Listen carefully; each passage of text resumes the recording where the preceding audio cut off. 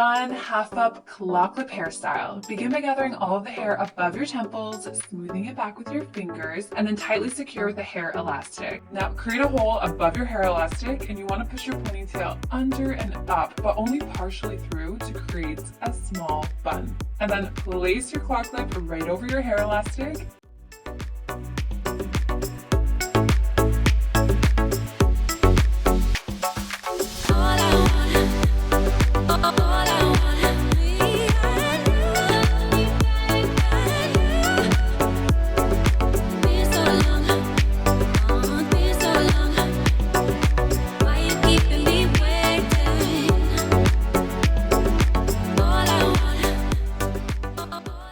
Divide your top ponytail above your elastic down the middle so you have two halves, and then pull your lower ponytail all the way through this hole, and then divide this ponytail in half and pull your lower ponytail all the way through, and then repeat this until it gets too tight. I did a total of 4.